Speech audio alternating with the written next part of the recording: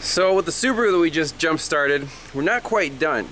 The owner said that while she was driving, she had problems with the power windows. Like the driver's side wouldn't even move up and down, and the next morning, the whole car was dead. What the heck is going on? So let's check some accessories. She also said sometimes the trunk doesn't open. You push the button and it just goes beep, beep, beep. Nothing. So let's try the windows. So the rear windows work fine, and that guy there.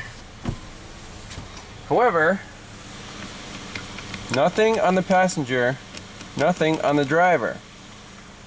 From this side, the switch works, but only manually. It doesn't have the auto feature. So there has to be some kind of window reset procedure here to re-enable these windows. But the fact that the window stopped working while she was driving, that's concerning. So here's the operation reset procedure for the power window system. Sit in the driver's seat and close the door, turn the ignition switch to on, operate the switch, power window main to open the glass assembly, front door halfway. Operation B, on glass assembly, front door on the driver's side, operate the auto up function, fully pull up the switch using the switch. Perform auto reverse operations 10 times in a row. Check the auto up function no longer operates. Perform operation A. Check window operates properly by operating auto up, auto down switch. Well, the problem here is the switches don't do anything at all. Like nothing. So you can't do the reset procedure. So in this case, I think the scanner has to come out, and I want to see if that door module recognizes the switch inputs. This is kind of crazy. So again, we're using the launch. This is a 2017, and on new cars, this thing is really quite impressive in terms of coverage. Because, you know, the snap-on, you have to wait for it to boot up, and I don't have mine updated all the way to 2019, but you know, this thing comes with a few years of, at least 2 years of free updates, which is really awesome. Yep, 2017 Legacy. Let's just do a health report, see what comes up. Alright, let's see what the codes are. Brake control, power supply voltage, interruption for engine convenience, tire pressure monitor, body control unit, battery control supply power low, ignition power, accessory power, all passed codes. Sun load sensor circuit low open in the AC. So again, low voltage codes here. Let's back out of here. I just want to clear all these out. Yes. Okay, that's it. No more codes stored except for the AC. So I'm going to shut the car off, give it a minute, power down, and then try the windows again. Alright, here we go. Still sluggish crank, the battery's still charging. Power windows still do not work. We got. Alright, so back to the Subaru, a couple of variables here. Charging system and power windows. The charging system, right now it's charging at 47 amps. It's been running for like an hour, so the battery is, you know, at least halfway charged up by now. But at one point I saw the charging current drop to 0, and it just maintained, you know, 12.5, 12.6. So this is a smart charging system. Maybe it's saying, hey, that's enough full current, we're going to cut you down, save some gas, but that's kind of dumb when the battery's still not charged up all the way. So these smart systems, I'm not a big fan of them, because your battery could still be pretty depleted, and next time you go to start it and you don't have the full cranking power. But it's charging now, we'll let it run. And the windows, so still no action from the driver switch on the front windows. So we got a wiring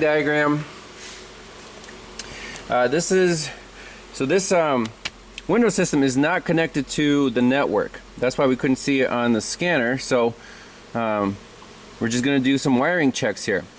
First thing I want to check is fuses. So this is the master switch, the driver's side, driver's door. And on the second page, this is our left rear, right rear, and front power window sub switch.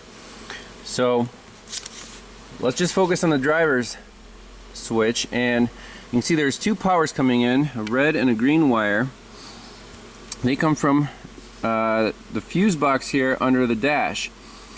Now, just looking at this layout, we have a big 40 amp fuse here, comes down and feeds fuse 24, 20 amp, which then goes to the window switch, and then also feeds this power window relay, which is turned on by fuse 3, 7.5 amp, hot with ignition on. So basically you turn the ignition on, you should switch this relay, and then the power goes through the big fuse, through the relay, and then feeds a bunch of fuses in the box. And one of those is fuse 1130 amp.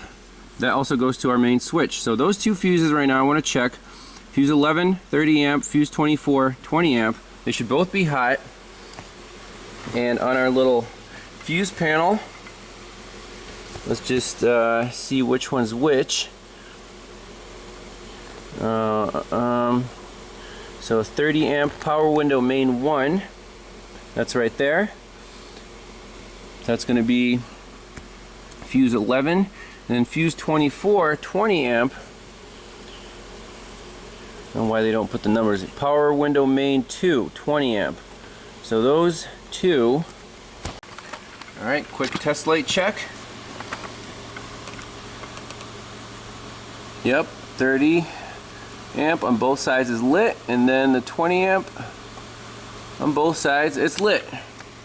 Okay, so now then we got to pop this switch out of here and see what's going on. So check this out. Voltage is only at 12.1, and the current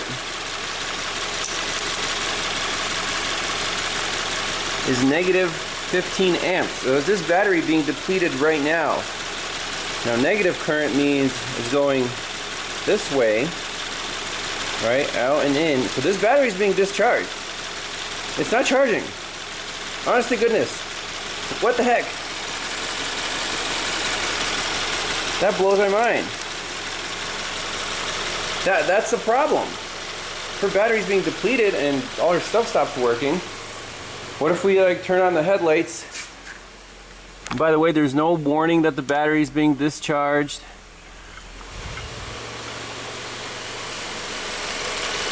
We're back up to 13.4 with the lights on, and our current is 76 amps positive now going into the battery. So that's what I'm talking about. Car just idling and the charging system shuts off. That's ridiculous. There's nothing wrong with it per se, but just the design is depleting the battery that's already depleted. So let's keep the lights on. Our voltage is 14.2. Now does our tailgate still not work? No, it's fussing. And this, no beans. So reading on this in the owner's manual now, initialization of power windows. If the vehicle's battery is disconnected due to situations such as battery or fuse replacement, the following functions are deactivated: auto touch, auto up down, anti-entrapment. But the window should still work manually, and they don't. Initialize the power window in the following procedure to reactivate such functions: close the driver's door, turn the ignition switch to the on position. So let's shut it off.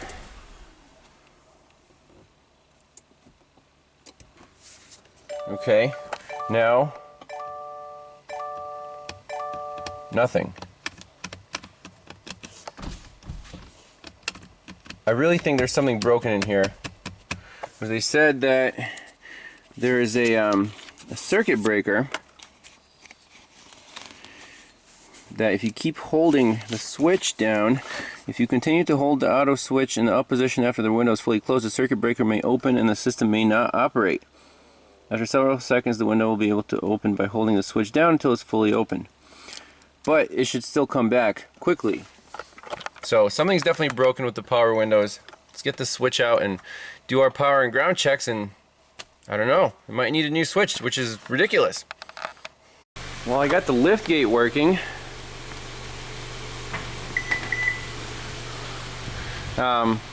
Again, I don't know. Is it just battery voltage came up and it's fine now?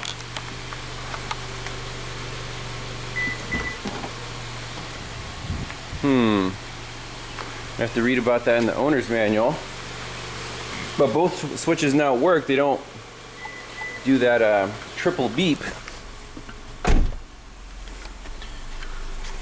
But windows are still dead in the water. Alright, got the door panel torn off. The whole window switch assembly is here. And we'll check the same wires, the two power feeds. So one of them is this red wire on the small connector. And that one is good. And the second wire is this green one. That green one on this big connector. Again.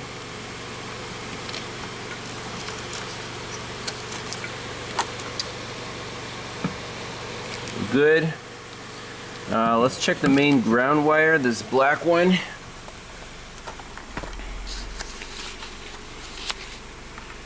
Let's see. Black. That should be a ground. Right here is checking the ground. This light is stuffed in there, and then if we touch a power, this light comes on. So powers and grounds are good. I mean, that's about it. It's not a smart switch, so made in China, of course. Man, 2-year-old car and the switch is already busted. I mean, let's just pop it open and see if there's anything burned up in there. So here's the guts of the driver's side power window switch. I don't like it just because you know there's high current going through the circuit board. Oh man. So nothing obviously burned, but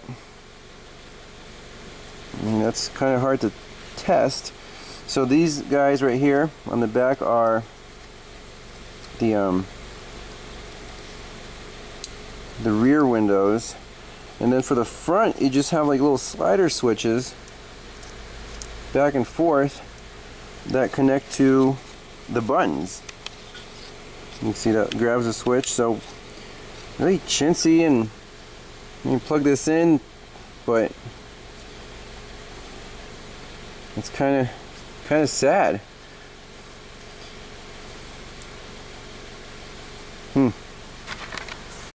Alright, here it is. The switch is plugged in. Now if you hit this lock button, it disables the rear windows and the passenger side. So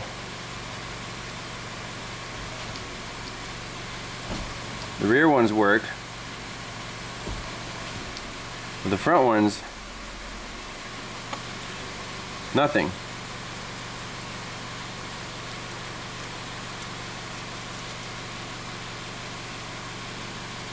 Wow. So it needs a new one of these, unless we can do any component level repairs, which I don't know. I really doubt it.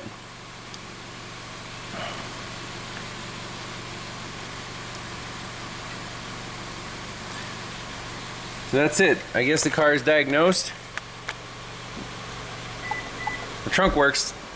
Just the power windows, the front two from the driver's switch. Now in the passenger switch, the auto function doesn't work, but the manual does, just because the passenger switch has its own power feed. So these 3 fuses go off the page and feed left rear, right rear, and front power window sub switch. So the yellow and the green wires, which is the yellow and the red on the first page. Yellow and red, so the red, fuse 29, feeds that side. You can see there's a yellow wire tying the driver and the passenger switch together, and this whole line, it looks like it should be a power feed. Well, I guess it's attached to the controller. It sucks when they don't draw any schematics inside the controller. There's wires going to it and you just have to kind of figure it out what's what. Alright, so last thing I want to check for is a parasitic draw. And we're seeing almost 1 amp here. I don't know how long it takes for this car to go to sleep. That's around 0.8. It's kind of strange that these two things happen at once. She says your window stopped working and the next day the battery was dead. Is that a coincidence? So something is turning on and off right now. Now it's 0.4 amps. You just let it sit here for like 15 minutes. But these new cars, they're so smart, there's so much stuff going on in the electrical system that doing a simple parasitic draw test is not, it's easier said than done. Like, is that normal or is that not normal? When does the car go to sleep? All these things are variables and everything's tied together. So even that, like right there, 12 amps and then 0.4, is that normal? What happened? Did it do some check? Is it doing some evap check? I mean, 12 amps is a lot.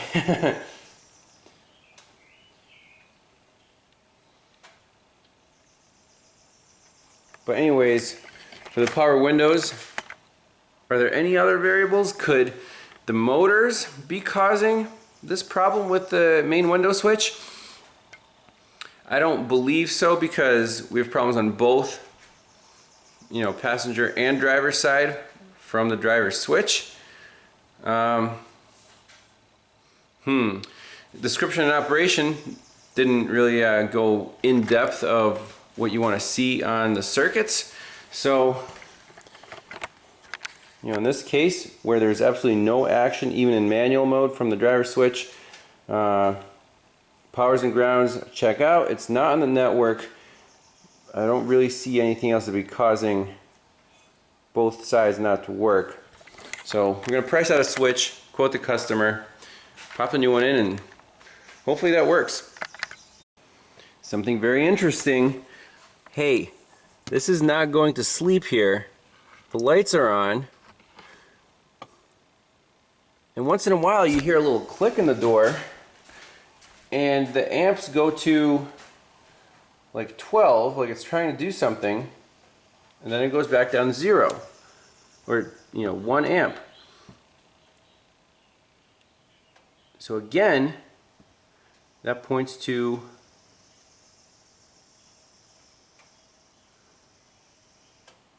that driver side switch staying awake. We'll wait for it.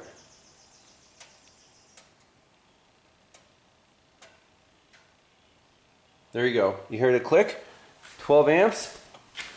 And it clicked off. Back to 1 amp. So in this case, I actually want to, can we just pull the fuses to disable it?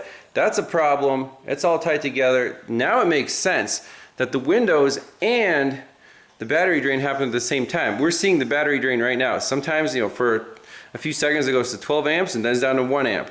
It's going to drain this battery right down overnight. And this guy is not going to sleep. Drawing power. Alright, so since we observed that, back to our window diagram here. Whoa. Fuse 24, the 20 amp should be powered up all the time through the big one, but this relay should be off. So we should have nothing on the output of the relay, like fuse fuse 11, 30 amp. That should be not hot right now, and it's definitely not with a test light. But fuse 24, 20 amp, that's hot, and this module is staying awake. So let's pull out the 24 amp fuse and see if our battery draw goes away. Okay, so with that fuse out and the car locked, amperage is dropping. I want to see it go to 0, so 0.7.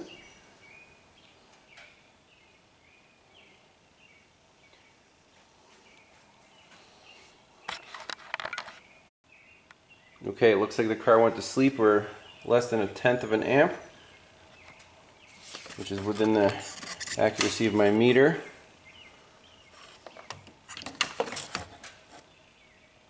Okay, fine. So there's definitely a problem in the power window system. So it's either going to be the switch or the motor keeping the switch alive. And we'll be back, unplug that motor, see if if the switch comes back to life and goes to sleep, then problem with the motor, but if not, problem with the switch. Alright, so back in the Subaru, I drove it to my shop so I can work on it here. It started up fine, so pulling that fuse definitely fixed the parasitic draw, temporarily, but we still have to find the root cause of the problem. First thing I want to do is reinitialize the front passenger window by following the instructions in the owner's manual. So close the driver's door, turn the ignition switch to the on position, and then the on position is here. Okay. Open the driver's side window halfway, pushing down a power window switch, or passenger window. So that's halfway. And then pull up the power window switch and close the window completely. Continue pulling up on the switch for approximately 1 second after the window is closed completely. Okay, so 1001. Now let's try the auto down. Hooray!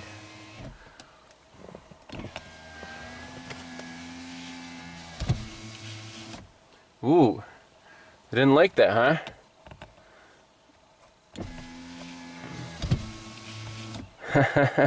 So what the heck?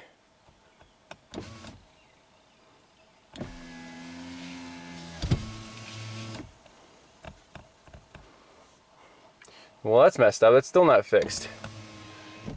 So down works.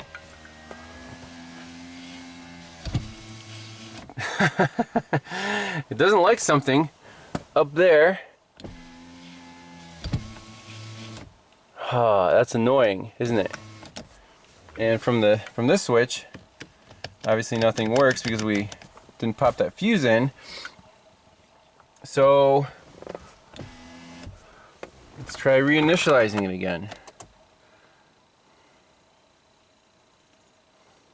I swear, cars are just too smart for their own good right now.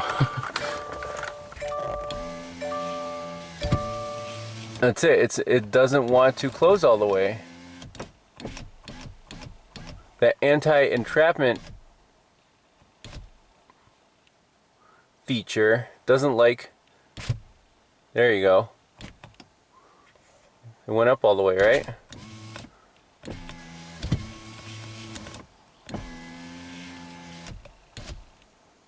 So I think there might be a little,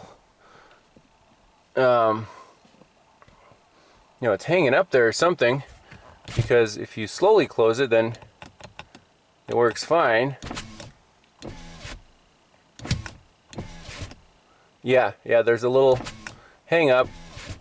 So if you do auto, it hits that point and it thinks there's something trapped in the window. So that might be a mechanical fault, but still, the car's only 2 years old. Nah, I don't know, get Subaru. Okay, so now let's reinstall the little 20 amp fuse for the master switch on the driver's side and see if anything changed. It goes right in here.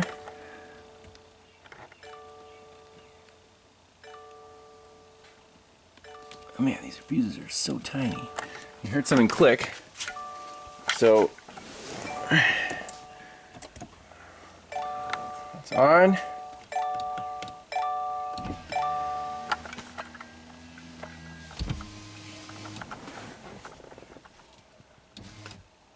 So you tell me now the switch works? It's still doing the same thing. What about from this side?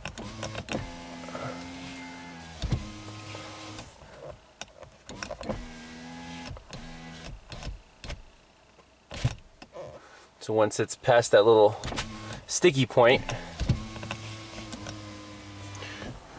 but our switch works, except for the driver's window does not.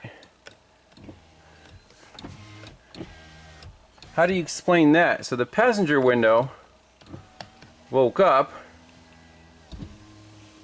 Again, it's misbehaving just because mechanically there's a little sticky point. There. How do we re-enable the driver's window? And is there a problem? Obviously there is. We have to take the door panel off again and unplug the motor, and there's a test in OEM service info on how to check the motor itself, because right now we're still, there's still a variable. Is it the switch or is it the motor? Alright, door panel is off, and now the passenger switch doesn't work anymore, so something changed again. Now, Windows initialized, it works from this side as well as it can.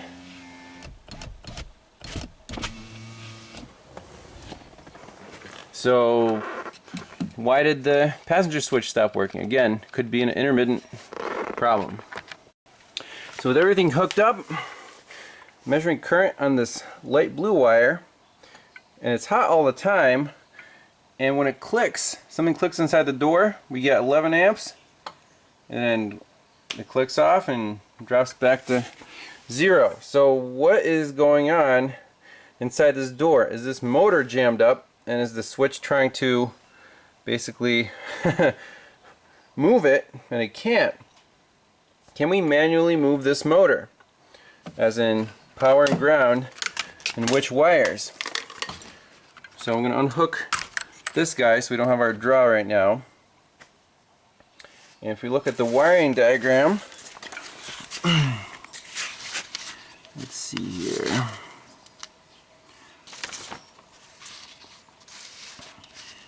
So the connector, the 3-wire connector, this red, light blue, and blue, we're having a current draw on the light blue up to 12 amps, and then it turns off.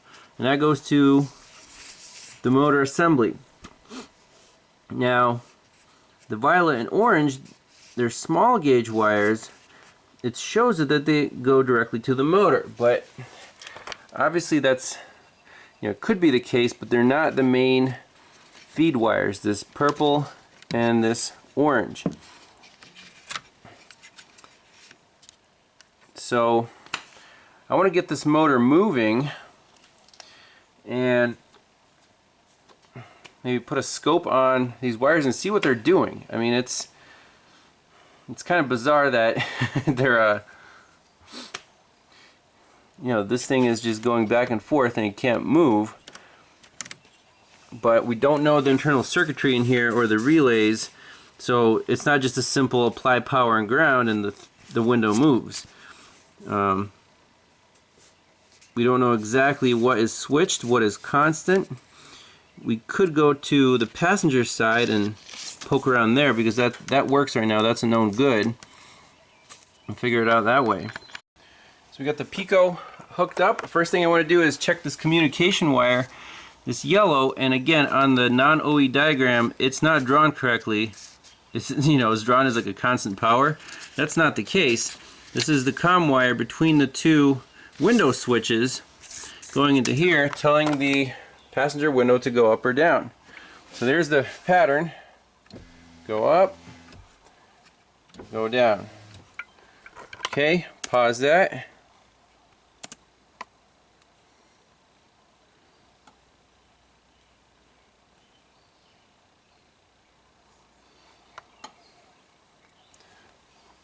So welcome to the world of new cars where you have to use a scope to diagnose power windows, something that used to be super simple. You know, like my Mazda and my Suzuki, those power windows never had an issue, and they're just simple. No comm lines from door to door, just straight wires. But, you know, what does this thing, like, does the signal change?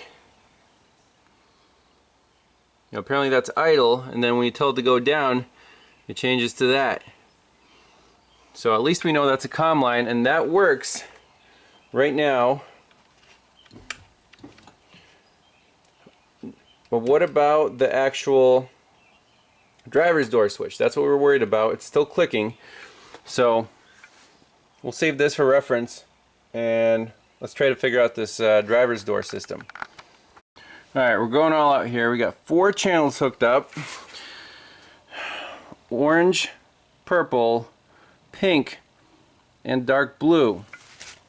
And what those wires are is orange, purple, pink, and dark blue. And again, we don't know exactly what they do, but we want to know what happens with the key off. For example, it just clicked, so there was a current draw here, current draw goes away. Everything stays at 0 volts. So, and the light blue wire, that's just hot all the time. So the switch isn't telling the motor to do anything. Basically, the motor's powered up and it's clicking for some unknown reason. If we turn the key on, so let's wait for it again. It's current draw. We can even prove it on the current draw off. Now I'll turn the key on. The red and the green trace go up to, I guess, 5 volts. So they're definitely signal wires of some sort. And then what happens? Do we still get the click and click? Yep.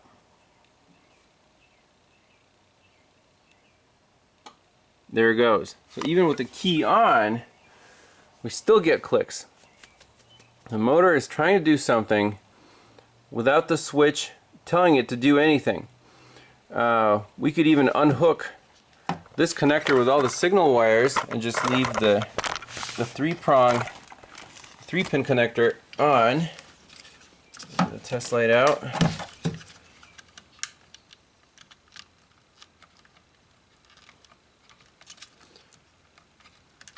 Okay.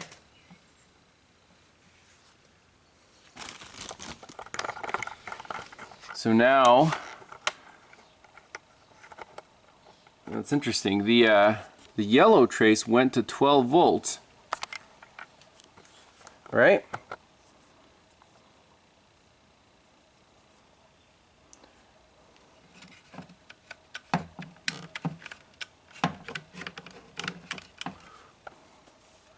The yellow went to 12 volts.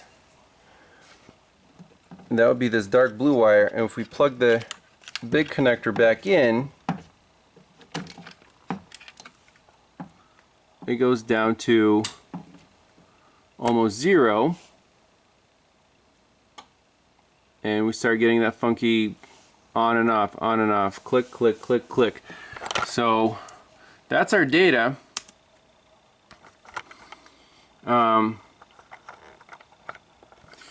If we want known good, I think we have to go to the passenger side because the layout's the same and we already have the whole scope hooked up, so why not?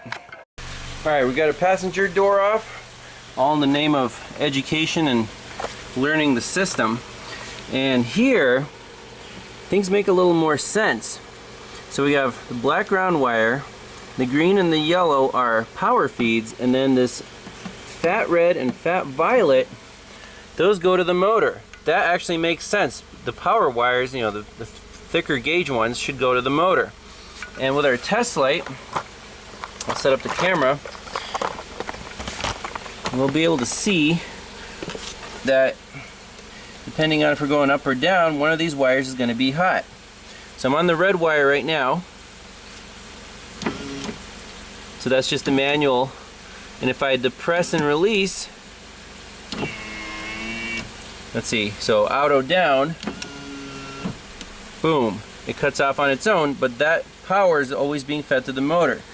So now we can be confident that the power to the motor is coming from this switch without going through that controller board. The smart electronics, I think, are just sensing circuits. So let's try power up, auto up rather, and boom, it actually works. Sweet. And if you manually do it, okay, now that we know that, I think those light blue and blue wires, that's the problem. I think the problem's in the switch. So we can manually energize the blue, or, you know, we saw the light blue is always on, and it's basically forcing the window down all the time. It's like holding the switch down all the time. Let's prove that. Let's just hold the switch here in the down position.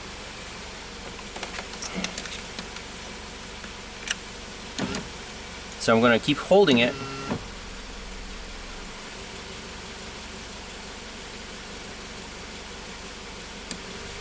Boom. There's a circuit breaker that cut out because it overheated. I think that's what's happening.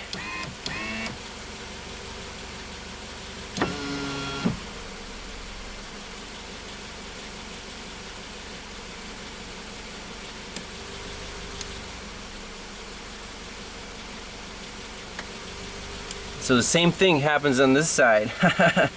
That's cool. It's overheated now because we held the switch on for too long. Now it works again. So let's do a bypass test on that side. Alright, so we're going to take this connector, the 3-pin, and I'm going to jump the red constant power to the dark blue. And the window should go up. Unless it's already fried.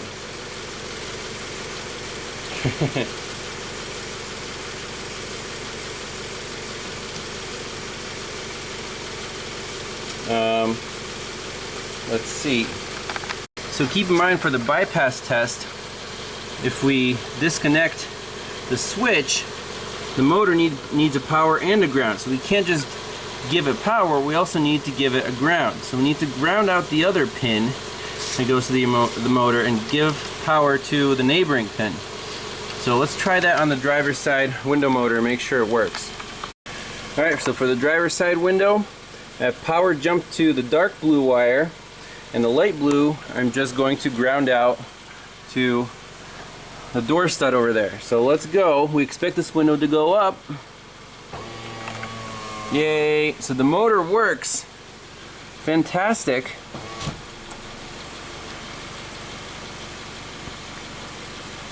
So the problem is in the switch.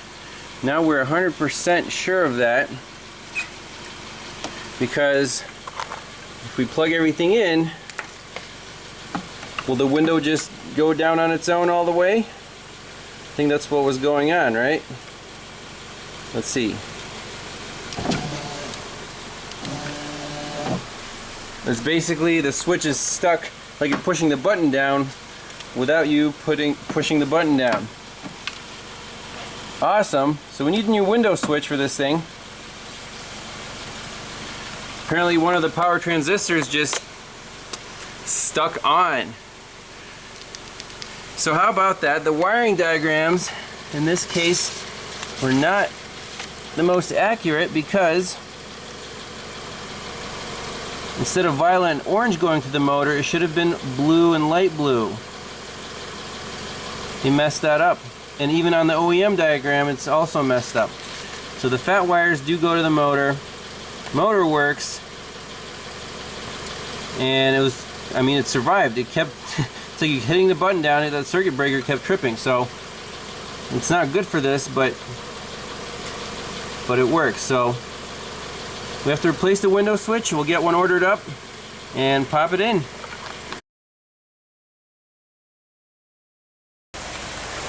Holy rainstorm. Well, now we got a problem on the passenger side. It will only go up in little steps like this, even if you hold the button up. That's annoying. And the auto down function doesn't work anymore. Did we break this one too by testing it?